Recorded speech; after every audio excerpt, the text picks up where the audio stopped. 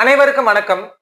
கடைசி குப்தர்கள் வகுப்புல பாத்தீங்கன்னா குப்த ஆட்சியாளர்கள் பத்தியும் அவங்களுடைய ஆட்சி முறை எப்படி இருந்துச்சு அதை பத்தியும் கடைசி வகுப்புல பார்த்து இருப்போம். சோ இந்த வகுப்புல குப்தருடைய நிர்வாகம் எப்படி இருந்துச்சு அதை பத்தி இப்ப பார்க்க போறோம். சரியா? அப்போ குப்தருடைய நிர்வாக பிரிவு குப்தர்கள் தங்களுடைய ஆட்சி பகுதியில எப்படி பிரிச்சு ஆட்சி செஞ்சாங்க அப்படின்னு பாத்தீங்கன்னா, அவங்களுடைய பேரரச புக்தி அல்லது தேசம், விஷயம், அதுக்கப்புறம் பாத்தீங்கன்னா கிராமம், இப்படிதான் எதை பிரிச்சு ஆட்சி செஞ்சாங்கன்னா குப்தருடைய ஆட்சி பகுதியில பிரிச்சு ஆட்சி செஞ்சிருப்பாங்க. சரியா? இந்த பேரரசு அப்படின்னு பாத்தீங்கன்னா இது யாருடைய கண்ட்ரோல் இருந்திருக்குன்னா அரசர். சரியா? இத அரசர் தான் ஆட்சி செஞ்சிருந்திருப்பாரு. அதுக்கு கீழே இருந்த புக்தி அல்லது தேசம், இது என்னன்னு சொல்லலாம், மாநிலம் அப்படின்னு சொல்லலாம். மாநிலம் இதை ஆட்சி செஞ்சவங்க நிர்வகித்தவங்க யாருன்னா உபாரிக்கா என்ற ஆளுநர்களால் எது நிர்வகிக்கப்பட்டதுன்னா இந்த புக்தி அல்லது தேசம் நிர்வகிக்கப்பட்டது. சரியா?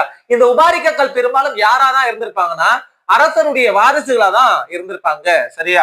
அதுக்கு அடுத்தது பார்த்தோன்னா விஷயத்தை ஆட்சி செஞ்சவங்க யாருன்னா விஷயபதி. சரியா? விஷயபதி. இந்த விஷயங்கள் அப்படின்னு சொன்னா இத மாவட்டம் அப்படின்னு சொல்லலாம். மாவட்டம். அதுக்கு அடுத்தது கிராமத்தை ஆட்சி செஞ்சவங்க கிராமிகா. சரியா? கிராமத்தை ஆட்சி செஞ்சவங்க கிராமிகா என்றவங்களால நிர்வகிக்கப்பட்டது அப்படின்னு சொல்லலாம். இந்த கிராமத்துல பாத்தீங்கன்னா அஷ்டகுல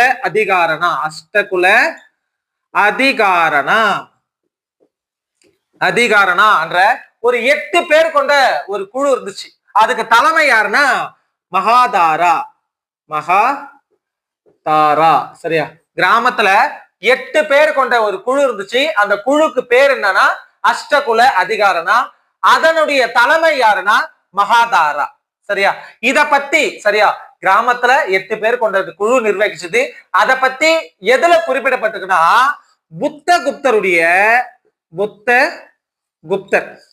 புத்தகுப்தருடைய தாமோதர்பூர் செப்பேடுல குறிப்பிடப்பட்டிருக்கு. சரியா? தாமோதர்பூர் செப்பேடுல எதை பத்தி குறிப்பிட்டிருக்காங்கன்னா கிராமத்துல ஒரு 8 பேர் கொண்ட குழு இருந்துச்சு. அந்த குழுவை பத்தி தாமோதர்பூர் செப்பேடுல குறிப்பிட்டிருக்காங்க. சரியா? அதுக்கு அடுத்தது பார்த்தோம்னா குப்தர் கால அமைச்சர்கள் மற்றும் அதிகாரிகள் அப்படின்னு சொல்லலாம். சரியா? குப்தர் காலத்துல பார்த்தோம்னா ஃபர்ஸ்ட் மகா சண்டி விக்கிரகா, இரண்டாவது மகா தண்டநாயகா,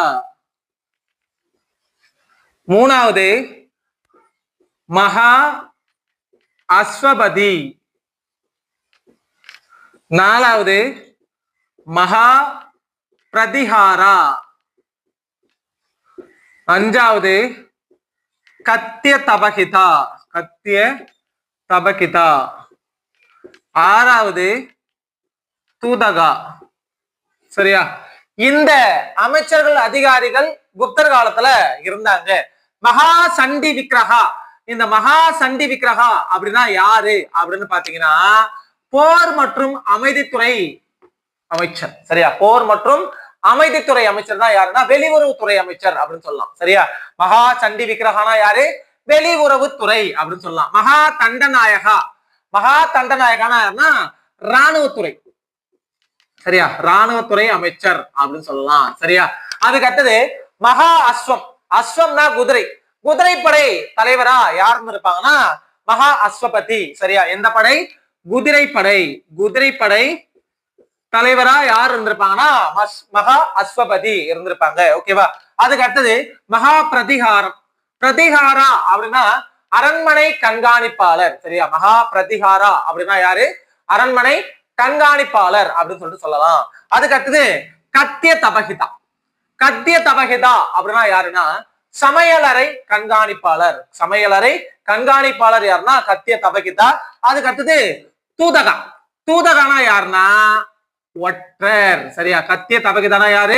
சமையலறை கண்காணிப்பாளர். தூதகானா ஒற்றர். சரியா? இது மட்டும் இல்லாம குமாரமாத்யா, குமார மாத்யா. சரியா? அதுக்கு அடுத்தது அமர்த்தியா என்ற அதிகாரிகளையும் குறிப்பிடப்பட்டிருக்கு. சரியா? குமாரமாத்யா என்ற வார்த்தையும் சரி, அமர்த்தியா என்ற வார்த்தையும் சரி முத்திரைகள்ல குறிப்பிடப்பட்டிருக்கு. சரியா? குமாரமாத்யா என்ற வார்த்தை பார்த்தீங்கன்னா 6 வைசாலி முத்திரையில கண்டுபிடிச்சிருக்காங்க. ஓகேவா? 6 வைசாலி முத்திரைகள்ல குமாரமாத்யா என்ற வார்த்தை இடம்பெற்றிருக்கு. பல முத்திரைகள்ல பார்த்தீங்கன்னா அமர்த்தியா என்ற வார்த்தை இடம்பெற்றிருக்கு. சரியா? இங்க பாருங்க, இந்த குமாரமாத்யா, மகா சண்டி விக்கிரகா, மகா தண்டநாயகா இந்த 3 உயர் பதவிகளுமே வகிச்சவர் யாருன்னா ஹரிசேனர். சரியா? ஹரிசேனர்.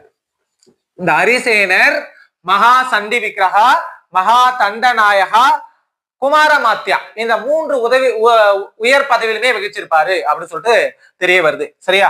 அதுக்கு அடுத்தது ராணுவம். ராணுவம் அப்படின்னு பாத்தீங்கன்னா இந்த ராணுவத்துல முக்கியமான தளபதிகள் 2 பேரை பத்தி குறிப்பிடப்பட்டிருக்கு. என்ன அப்படின்னு பார்த்தோன்னா பாலாதி கிருதா. பாலாதி கிருதா அப்படின்னா யாருன்னா காலாட்படை தளபதி. சரியா? காலாட்படை தளபதிய என்னன்னு குறிப்பிட்டிருக்காங்கன்னா பாலாதி கிருதா அப்படின்னு சொல்லிட்டு குறிப்பிட்டிருக்காங்க. அடுத்தது மகா பாலாதி கிருதா. மகா பாலாதி கிருதானா யாருன்னா குதிரைப்படை தளபதி. குதிரைப்படை தளபதியை என்னன்னு சொல்லுவாங்கன்னா மகா பாலாதி கிருதா அப்படின்னு சொல்லுவாங்க. சரியா? அடுத்ததா குப்தர் கால வேளாண்மை. சரியா? வேளாண்மை எப்படி இருந்துச்சு? குப்தருடைய ஆட்சி காலத்தை பார்த்தோன்னா வேளாண்மை செய்யறதுக்காக பாசன வசதிகள்லாம் செய்து தரப்பட்டிருக்கு. ஓகேவா? அடுத்ததா வேளாண்மை. வேளாண்மை அப்படின்னு பாத்தீங்கன்னா குப்தர் காலத்துல விவசாயத்துக்காக பாசன வசதிகள்லாம் செய்யப்பட்டிருந்தது. சரியா? அது மட்டும் இல்லாம இந்த குப்தருடைய ஆட்சி காலத்துல என்னென்ன பயிர்கள் விளைவிக்கப்பட்டது அப்படின்னு பாத்தீங்கன்னா நெல்லு, கோதுமை, பார்லி, கடலை வகைகள், அது மட்டும் இல்லாம எண்ணெய் வித்துக்கள். சரியா? எண்ணெய் வித்துக்கள்லாம் எந்த காலத்துல பயிரிடப்பட்டதா சொல்றாங்கன்னா குப்தர் காலத்துல பயிரிடப்பட்டதா சொல்றாங்க. ஓகேவா? அது மட்டும் இல்லாம காளிதாசர் என்ன சொல்றாருன்னா தென் பகுதியில ஏலம், மிளகு போன்ற வாசனை பொருட்கள்லாம் தென் பகுதியில அதிகமா விளைந்தது அப்படின்னு சொல்லிட்டு எதுல குறிப்பிட்டிருக்காருன்னா அவருடைய நூல்கள்ல குறிப்பிட்டிருக்காரு. ஓகேவா? தென் பகுதியில ஏலம் போன்ற வாசனை பொருட்கள் அதிகம் விளைவிந்ததா யாரு குறிப்பிடுறாங்கன்னா காளிதாசர் குறிப்பிடுறாரு. சரியா? அதுக்கு அடுத்தது பாத்தீங்கன்னா பழ மரங்கள் வளர்ப்பதை பற்றி யாரு குறிப்பிடுறாங்கன்னா வராகமிகிரர் எதை பத்தி குறிப்பிடுறாருன்னா பழமரங்கள் வளர்ப்பதை பற்றி அவர் ஒரு விரிவான அறிவுரைய கொடுக்கிறார் அப்படின்னு சொல்லிட்டு தெரிய வருது. சரியா?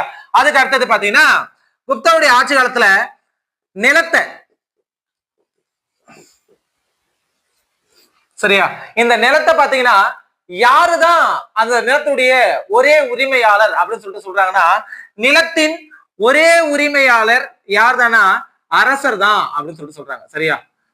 அரசன் தான் நிலத்துடைய ஒரே உரிமையாளர் அப்படின்னு சொல்லிட்டு எதுல குறிப்பிட்டிருக்காங்கன்னா பஹர்பூர் செப்பேட்டுல குறிப்பிட்டிருக்காங்க. சரியா? அரசரே நிலத்தின் ஒரே உரிமையாளர் அப்படின்னு சொல்லிட்டு பஹர்பூர் செப்பேட்டுல குறிப்பிடப்பட்டிருக்கு. சரியா? நிலப்பதிவு சம்பந்தப்பட்ட ஆவணங்களை பராமரித்தவர் யாருன்னா நிலப்பதிவு சம்பந்தப்பட்ட ஆவணங்களை பராமரித்தவர் யாருன்னா உஸ்தபாலா ஆன்றவர் தான் எந்த ஆவணங்களை பராமரிச்சாருன்னா நிலப்பதிவு சம்பந்தப்பட்ட ஆவணங்களை பராமரிச்சவர் யாருன்னா உஸ்தபாலா அப்படின்னு சொல்லிட்டு சொல்லலாம். சரியா? அதுக்கு அடுத்தது பார்த்தோன்னா குப்தர் காலத்துல நிலங்கள், சரியா, நிலங்களை எப்படி பிரிச்சாங்க அதை பத்தி இப்ப பார்க்கலாம். சரியா? குப்தர் கால நிலங்கள். சரியா? குப்தர் காலத்துல நிலங்களை எத்தனை வகையா பிரிச்சாங்கன்னா 5 வகையா பிரிச்சாங்க. என்னென்ன அப்படின்னு பார்த்தோம்னா ஃபர்ஸ்ட் க்ஷேத்ரா. ரெண்டாவது கிலா, மூணாவது வஸ்தி, நாலாவது கபட சரஹா, கபட சரஹா, அஞ்சாவது அப்ரஹதா, அப்ரஹதா. சோ இந்த 5 வகைகளா தான் எது பிரிக்கப்பட்டதுன்னா குப்தர் கால நிலங்கள் பிரிக்கப்பட்டது. சரியா? கஷேத்ரா அப்படின்னா என்னன்னா விளைச்சல் நிலம். சரியா? கஷேத்ரானது விளைச்சல் நிலம். கிலானா என்ன நிலம்னா தரிசு நிலம். பஸ்தினா குடியிருப்பு நிலம். கபட சரஹா அப்படின்னா என்னன்னா மேய்ச்சல், மேய்ச்சல் நிலம். அதுக்கு அடுத்தது அப்ரஹதனா காடு சார்ந்த நிலம். சரியா? இந்த 5 வகையாக தான் எதை பிரிச்சாங்கன்னா நிலங்களை குப்தருடைய ஆட்சி காலத்துல பிரிச்சிருப்பாங்க. நீர்ப்பாசனம் அப்படின்னு பாத்தீங்கன்னா குப்தருடைய ஆட்சி காலத்துல வயல்களை வெள்ளங்கள்ல இருந்து பாதுகாக்க பந்தியான்ற ஒரு அணைக்கரையும், பாசனத்திற்கு உதவிகரமா இருந்த கரா ஆன்ற ஒரு அணைக்கரையை பத்தியும் எதுல குறிப்பிட்டிருக்காங்கன்னா நாரதர் ஸ்மிருதியில குறிப்பிட்டிருக்காங்க. சரியா? பந்தியா கரா என்ற அணைக்கரைகள் பத்தி எதுல குறிப்பிட்டிருக்காங்க? நாரதர் ஸ்மிருதி, நாரதர் ஸ்மிருதியில குறிப்பிடப்பட்டிருக்கு. சரியா? அதுக்கு அடுத்தது பார்த்தோன்னா குப்தருடைய ஆட்சி காலத்துல நீர் தேங்குவதை தடுக்கிறதுக்காக என்ன பண்றாங்கன்னா ஜல நிர்கமா என்ற அமைப்பு இருந்துச்சு. சரியா? நீர் தேங்குவதை தடுக்கிறதுக்கு ஜல நிர்கமா என்ற ஒரு அமைப்பு இருந்துச்சு. சோ அது என்னன்னா அதை பத்தி யாரு குறிப்பிட்டிருக்காங்கன்னா அமரசிம்மர் தனது குறிப்புகள்ல குறிப்பிட்டிருக்காரு. சரியா? அமர சிம்மர் தனது குறிப்புல குறிப்பிட்டிருக்காரு. சரியா? அதுக்கு அடுத்தது குப்தர் கால வணிகம். குப்தர் கால வணிகம் அப்படின்னு பார்த்தோன்னா குப்தர் காலத்துல 2 விதமான வணிக குழுக்கள் இருந்துச்சு. அது எது அப்படின்னு பாத்தீங்கன்னா சிரோஸ்தி, சார்த்தவாகா. சிரோஸ்தினா ஒரே இடத்துல தங்கி வணிகம் செஞ்சவங்களை என்ன சொல்லுவாங்கன்னா சிரோஸ்தி. சரியா? ஒரே இடத்தில் வணிகம், ஒரே இடம். சரியா? ஒரே இடத்துல இருந்து வணிகம் செஞ்சவங்களை சிரோஸ்தின்னு சொல்லுவாங்க. பல இடங்களில் வணிகம் செஞ்சவங்களை, சரியா, பல இடங்களுக்கு சென்று வணிகம் செஞ்சவங்களை என்ன சொல்லுவாங்கன்னா சார்த்தவாகா அப்படின்னு சொல்றாங்க. இந்த 2 விதமான வணிக குழுக்களை பத்தி எதுல குறிப்பிட்டிருக்காங்கன்னா நாரத ஸ்மிருதிலையும் பிரகஸ்பதி ஸ்மிருதிலையும் குறிப்பிட்டிருக்காங்க. சரியா? அந்த 2 விதமான வணிக குழுக்களை பத்தி எதுல குறிப்பிட்டிருக்காங்க? நாரத ஸ்மிருதி, பிரகஸ்பதி ஸ்மிருதியில குறிப்பிட்டிருக்காங்க. ஓகேவா? அதுக்கு அடுத்தது இந்த குப்தருடைய ஆட்சி காலத்துல கிழக்கு கடற்கரையில சிறந்து விளங்கிய துறைமுகம் எதுனா தாமிரலிப்தி. இந்த தாமிரலிப்தி துறைமுகத்தை பத்தி யாரு குறிப்பிட்டிருக்காங்கன்னா பாகியான், சீன பையன பாகியான் தனது குறிப்புகள்ல குறிப்பிட்டிருக்காரு. அது மட்டும் இல்லாம மிளகு, தங்கம், செம்பு, இரும்பு, குதிரை இது எல்லாமே குப்தர் காலத்துல முக்கிய வணிக பொருட்களா இருந்தது நம்மளுக்கு தெரிய வருது. சரியா? அதுக்கு அடுத்தது பார்த்தோன்னா குப்தர் காலத்துல இருந்த முக்கிய வணிக நகரங்கள் எது? முக்கிய நகரங்கள் வணிக நகரங்கள் எது அப்படின்னு பாத்தீங்கன்னா பாடலிபுத்திரம், உஜ்ஜயினி, வாரணாசி, இதையும் தாண்டி மதுரா. சரியா? இந்த 4மே குப்தர் காலத்துல முக்கிய வணிக நகரங்களா இருந்தது நம்மளுக்கு தெரிய வருது. சரியா? அதுக்கு அடுத்தது குப்தர் கால சமூகம். சரியா? குப்தர் கால சமூகம் அப்படின்னு பாத்தீங்கன்னா வர்ணாசிரம முறை. சரியா? 4 வர்ணாசிரம முறை, சத்திரியர், சூத்ரகர், வைசியர், பிராமணர் என்று அழைக்கப்படும் 4 வர்ணாசிரம முறை குப்தர் காலத்துல இருந்ததா சொல்றாங்க. சரியா? அதுக்கு அடுத்தது பலதாரமானம். பலதாரமானம் பார்த்தோன்னா குப்தருடைய ஆட்சி காலத்துல இருந்துச்சு. பலதாரமானம் குப்தருடைய ஆட்சி காலத்துல நடைமுறையில இருந்ததும் தெரிய வருது. அதுக்கு அடுத்தது சதி எனும் உடன்கட்டை ஏறும் பழக்கமும் குப்தர் காலத்துல வழக்கத்துல இருந்துச்சு. சரியா?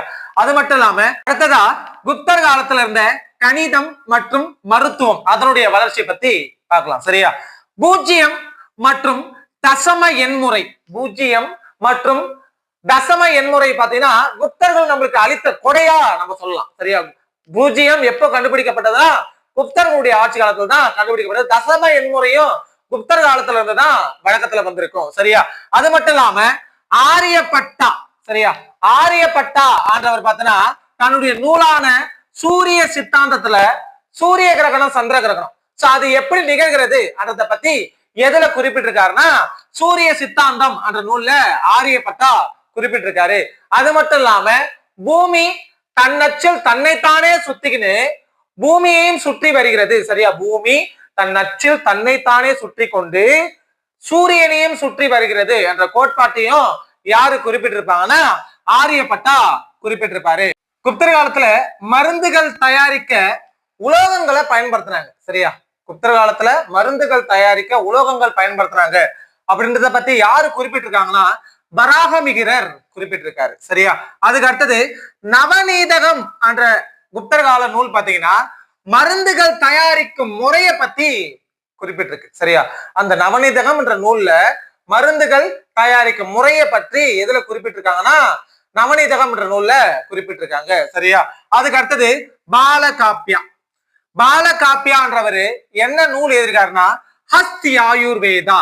இந்த ஹஸ்தி ஆயுர்வேதா பார்த்தனா யானைகளுக்கான மருத்துவ முறை. சரியா, யானைகளுக்கான மருத்துவ முறை பத்தி எதுல குறிப்பிட்டிருக்காங்கன்னா ஹஸ்தி ஆயுர்வேதா என்ற நூல்ல குறிப்பிட்டிருக்காங்க. சரியா, அதுக்கப்புறம் பாத்தீங்கன்னா குப்தர காலத்துல மருத்துவத்துல சிறந்த விளங்கியவர்கள் யாருன்னு பாத்தீங்கன்னா சரகர், சுஸ்ருதர், பாக்பதர் இவங்கெல்லாம்.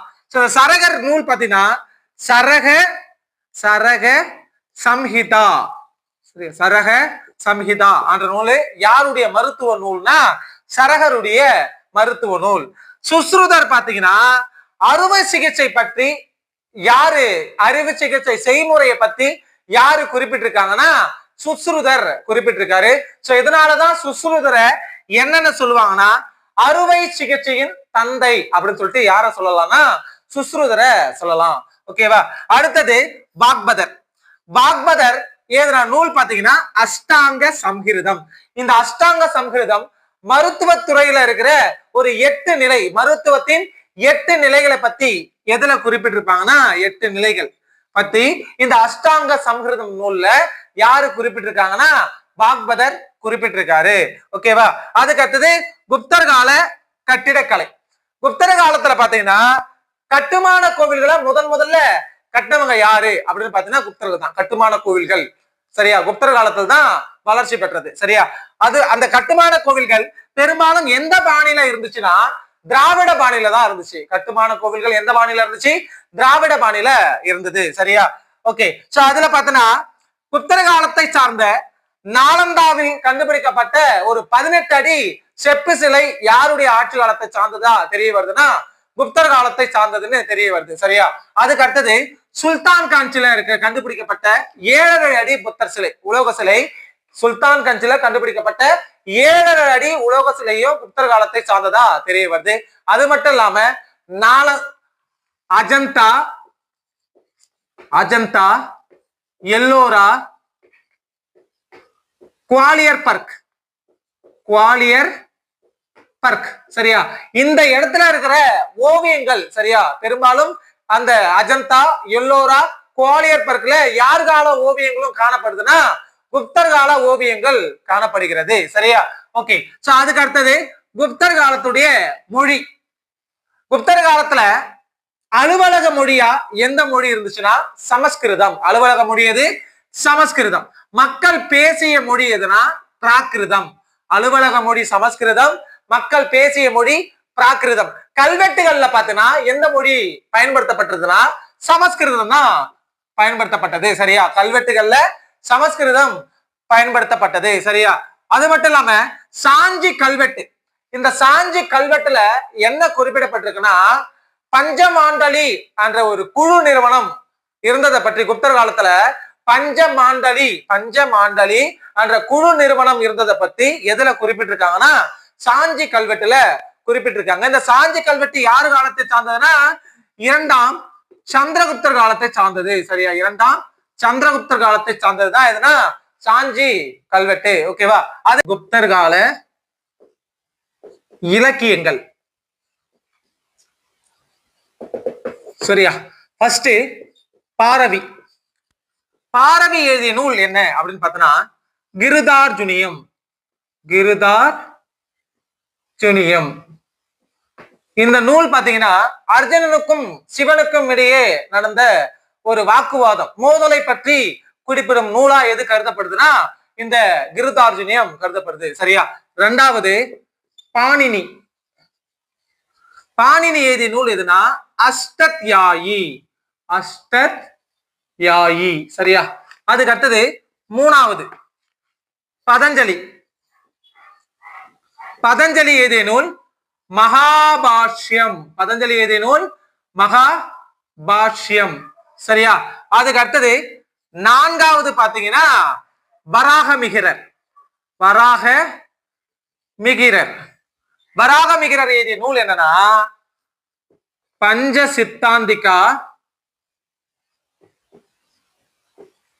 பஞ்ச சித்தாந்திகா, பிருகத் ஜாதகம், பிருகத் ஜாதகம். மூணாவது பிருகத் சம்ஹிதை, பிருகத் சம்ஹிதை. இந்த மூன்று நூல்களை எழுதியவர் யாருன்னா வராகமிகிரர். இந்த பஞ்ச சித்தாந்திகா 5 வானியல் நிகழ்வுகளை பத்தி குறிப்பிடுகிறது. சரியா? 5 வானியல் நிகழ்வுகளை பத்தி எது குறிப்பிடுறதா சொல்றாங்கன்னா இந்த பஞ்சா சித்தாந்திகா குறிப்பிடுகிறது. சரியா? அதே மாதிரி பாத்தீங்கன்னா ஜாதகங்களுடைய அமைப்பு முறையை பத்தி எதுல குறிப்பிட்டிருக்காங்கன்னா பிருகத் ஜாதகம் என்ற நூல்ல குறிப்பிட்டிருப்பட்டிருக்கு. சரியா? அதுக்கு அடுத்தது 5வது சூத்ரகர். சூத்ரகர் சூத்ரகர் எழுதிய நூல் என்னன்னா மிருச்ச கடிகம். சரியா? மிருச்ச கடிகம். சரியா? 6வது விமலா. விமலா எழுதிய நூல் பார்த்தோன்னா சமண ராமாயணம். சமண ராமாயணம். சரியா? 7வது சந்திர கோமியர். சந்திர கோமியர் எழுதிய நூல் என்னன்னு பாத்தீங்கன்னா சந்திர வியாகரணம். சந்திர வியாகரணம். இது பார்த்தோன்னா ஒரு இலக்கண நூலா எது கருதப்படுதுன்னா இந்த சந்திர வியாகரணம் கருதப்படுது. சரியா? ஆரியப்பட்டா எழுதிய நூல் பார்த்தோன்னா ஆரியப்பட்டியம். ஆரியப்பட்டியம். சூரிய சித்தாந்தம். சூரிய சித்தாந்தம். சரியா? அதுக்கு அடுத்தது பாத்தீங்கன்னா வாக்பதர். வாக்பதர் எழுதிய நூல் அஷ்டாங்க சம்ஹிருதம். அஷ்டாங்க சம்ஹிருதம். சரியா? இவைதான் யார் காலத்தை சார்ந்த நூல்களா கருதப்படுதுன்னா குப்தர் காலத்தை சார்ந்த நூல்கள். சரியா? குப்தர் கால நாணயம். சரியா? நாணயத்துக்கு பேர் என்னன்னா தங்க நாணயத்துக்கு பேர் என்னன்னா தினரா. சரியா? இது என்ன நாணயம்னா தங்கம். சரியா? குப்தர் கால தங்க நாணயம் என்னது தினரா. குப்தர் கால சின்னம் கருடன். சரியா? குப்தர் கால நாணயத்துக்கு பேர் என்னன்னா தினரா, தங்க நாணயம். வரிகள் அப்படின்னு பாத்தீங்கன்னா பாகா, போகா, கரா, பலி, உதியங்கா, உதிகரா, ஹிரண்யா, வாதபூதா, ஹலிவஹரா, சுல்கா, கிளிப்தா, வஸ்தி என்ற வரிகள்லாம் குப்தர் காலத்துல வசூலிக்கப்பட்டது. அதுல பாகா அப்படின்னா என்ன வரினா விளைச்சல் வரி. விளைச்சல்ல எத்தனை பங்குனா 6ல் 1 பங்கு வசூலிக்கப்பட்ட வரி தான் என்னன்னா பாகா என்ற வரி. சரியா? அடுத்தது போகா. போகானா அரசருக்கு நிலத்துல விளையிற பழமோ பூவோ இல்ல விறகாவோ யாருக்கு கொடுக்கணும்? அரசுக்கு கொடுக்கணும். ஓகேவா? அந்த வரி தான் என்ன வரினா போகா வரி. சரியா? அடுத்தது கரா. கரானா கிராமத்துல ஒரு குறிப்பிட்ட இடைவெளியில வசூலிக்கப்பட்ட ஒரு வரி தான் என்ன வரினா கரா என்ற வரி. சரியா? கிராமத்துல ஒரு குறிப்பிட்ட இடைவெளியில வசூலிக்கப்பட்ட வரி கரா அப்படின்னு சொல்லிட்டு சொல்லலாம். சரியா? பலி. பலினா ஒடுக்குமுறை வரி. முன்னாடி மக்கள் தாங்களாகவே முன் வந்து கொடுத்ததாகவும் பின்னாடி அதை கட்டாயப்படுத்தி வசூலிக்கப்பட்டதாகவும் எது சொல்லப்படுதுன்னா இந்த பலி என்ற வரி கூறப்படுகிறது. ஓகேவா? அதுக்கு அடுத்தது உதியங்கா. உதியங்கா அப்படின்னா என்னன்னா காவல்துறை பராமரிப்பு வரி. உதியங்கானா என்ன வரி? காவல்துறை பராமரிப்பு வரி. அடுத்தது பாத்தீங்கன்னா ஹிரண்யா. ஹிரண்யானாலே தங்கம். சரியா? தங்கத்தின் மீதான வரி தான் என்ன? தங்கம் எதனா வாங்குறேன்னா சோ அதுக்குமே என்ன கட்டணும்னா வரி கட்டணும். ஓகேவா? அந்த வரி தான் என்ன வரினா ஹிரண்யா அப்படின்னு சொல்லிட்டு சொல்லலாம். சரியா? அதுக்கு அடுத்தது ஹலி வஹரா. சரியா? ஹலி வஹரா அப்படின்னா என்னன்னா ஏற்கலப்பை வரி. ஹலி வஹரானா என்ன வரி? ஏற்கலப்பை வரி. வாதபூதானா சமய சடங்கு வரி. சரியா? வாதபூதானா சமய சடங்கு வரி. அலி வஹரானா ஏற்கலப்பை வரி. அதுக்கு அடுத்தது சுல்கா. சுல்கானா சுங்க வரி அப்படின்னு சொல்லலாம். சுல்கானா சுங்க வரி. கிளிப்தா.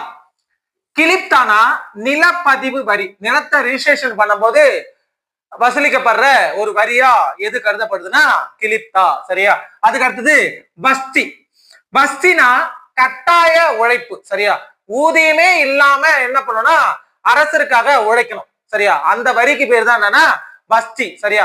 இது கட்டாய உழைப்பினாலும் இது எதுலதான் சேர்க்கப்படுதுன்னா வரியாக தான் கருதப்படுகிறது. மானியம். சரியா? மானியம் பார்த்தா குப்தனுடைய ஆட்சி காலத்துல மானியங்கள் வழங்கப்பட்டது. சரியா? அந்த மானியங்கள் யாராருக்கு வழங்கப்பட்டது அப்படின்னு பார்த்தா அக்ரஹாரா என்ற மானியம் யாருக்கு வழங்கப்பட்டதுன்னா பிராமணர்களுக்கு வழங்கப்பட்டது. சரியா? அக்ரஹாரா என்ற மானியம் யாருக்கு வழங்கப்பட்டது? பிராமணர்களுக்கு வழங்கப்பட்ட ஒரு மானியம். அதுதான் எதுனா அக்ரஹாரா அப்படின்னு சொல்லிட்டு சொல்லலாம். ஓகேவா?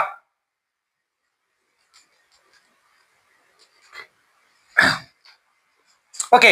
சோ அடுத்ததா மானியம். குப்தர் காலத்துல வழங்கப்பட்ட மானியங்கள் என்னென்ன அப்படின்னு பாத்தீங்கன்னா அக்ரஹாரா. அக்ரஹாரா அப்படின்னு பாத்தீங்கன்னா பிராமணர்களுக்கு. சரியா? பிராமணர்களுக்கு கொடையாக வழங்கப்பட்ட நிலத்தை தான் என்னன்னு சொல்லுவாங்கன்னா அக்ரஹாரா அப்படின்னு சொல்லிட்டு சொல்லுவாங்க. சரியா? அதுக்கு அடுத்தது தேவ அக்ரஹாரா. தேவம் அப்படின்னா என்னன்னா கோவில். கோவில்களுக்கு கொடையாக வழங்கப்பட்ட நிலத்தை தான் என்னன்னு சொல்லுவாங்கன்னா தேவ அக்ரஹாரா அப்படின்னு சொல்லிட்டு சொல்லுவாங்க. சரியா? அதுக்கு அடுத்தது சமய சார்பற்ற மானியம். சமய சார்பற்ற மானியம் பார்த்தீங்கன்னா நிலப்பிரபுக்களுக்கு வழங்கப்பட்ட மானியம் தான் என்னன்னா சமய சார்பற்ற மானியம். ஓகேவா? ஓகேவா? இங்க பாருங்க, மானியங்கள் எல்லாமே யாருக்கு வழங்கப்பட்டதுன்னா உயர்குடியினருக்கு வழங்கப்பட்டது. ஆனா வரிகள் அனைத்துமே வரிகள் பெரும்பாலும் யாருக்கு இருந்துதான் வசூலிக்கப்பட்டதுன்னா மக்கள் பொதுமக்கள் கிட்ட இருந்துதான் வரிகள் வசூலிக்கப்பட்டது. ஓகேவா? சோ இதனாலதான் ஆர்.எஸ். சர்மா என்றவர் என்ன சொல்றாருன்னா குப்தனுடைய ஆட்சி காலம் பெரும்பாலும் நிலப்பிரபுத்துவம் சார்ந்ததா தான் இருந்துச்சு. சரியா? உயர்குடியினருக்கு சாதகமா தான் இருந்துச்சு அப்படின்னு சொல்லிட்டு யாரு சொல்றதுன்னா ஆர்.எஸ். சர்மா என்றவரு குறிப்பிடுறாரு. சரி.